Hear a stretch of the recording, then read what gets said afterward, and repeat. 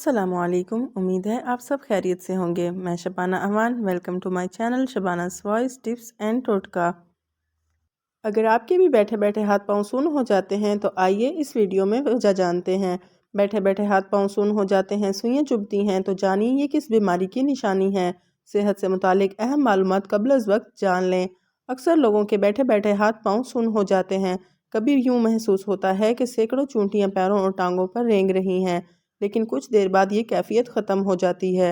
कुछ लोग तो इसको ज़्यादा संजीदा नहीं लेते, लेकिन बाज़ लोग इस कैफियत की वजह से परेशानी का शिकार हो जाते हैं। अगर आपके साथ भी ऐसा होता है तो चलिए आपको इसकी वजूहात बताते हैं। तिब्बी माहिरीन के मुताबिक ये कैफियत आम हालात में असाबी दबाव की वजह से होती है, जो कि जिस्म को हरकत देने पर ख़त्म हो जाती है। ताहम अगर ऐसा बार बार होने लगे तो ये ज़रूर ख़तरे की घंटी है। हाथ या पैर के सुन्न होने के बाद या इसके दौरान अगर चक्कर भी आ रहे हैं तो ये बड़े ख़तरे की अलामत है, जिस पर फ़ौरी तवज्जो देने की ज़रूरत है। तो चलें अब आपको बताते हैं तिब्बी माहिरीन इस कैफियत की वजूहात बताते हैं। माहिरीन के मुताबिक डायबिटीज़ से छोटी और बारीक खून की नालियों को नुकसान पहुंचता है, जो हाथ और पाँव सुन्न होने की वजह बनती हैं। ऐसे में हाथ पाँव की सलाहियत का कम होने का ख़तरा भी बढ़ जाता है, क्योंकि इस तरह आप गिर भी सकते हैं। आम तौर पर हाथ पाँव सुन्न होने की शिकायत उम्र रसीदा लोगों में भी होती है, क्योंकि इनके जिस्म में विटामिन 12 बी की कमी वाक़या हो जाती है। विटामिन B12 की कमी एनीमिया और नर्वस को नुकसान पहुंचाने का बाइस बनती है।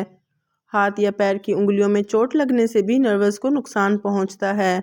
इसके अलावा जो लोग हर वक्त ऐसे औजार इस्तेमाल करते हैं जिनमें लर्जिश होती है, इनके नर्वस को नुकसान पहुंचता है। हाथ पैर सुन्न हो जाते हैं। कमर और गर्दन के दर्द से बचने के लिए भारी और वज़न उठाने में एहतियात करें और जिस्म को एक ही अंदाज में हरकत देने से गुरेज करें। जो भी काम करें इस दौरान वक्फा ज़रूर लें। कुछ एहतियात जिन्हें अपनाकर आप इस कैफियत से बच सकते हैं। तंग कपड़े और जूते पहनने से गुरेज करें। अगर बैठे बैठे पैर या टांगें सुन्न हो गई हों तो उठकर खड़े हो जाएं और टांग को हरकत दें, ताकि खून की रवानी ठीक हो। और मुसलसल ऐसी कैफियत की सूरत में फ़ौरी डॉक्टर से रुजू करें। मज़ीद ऐसे टिप्स और टोटकों के लिए मेरी वीडियो को लाइक और चैनल को सब्सक्राइब करें। शुक्रिया।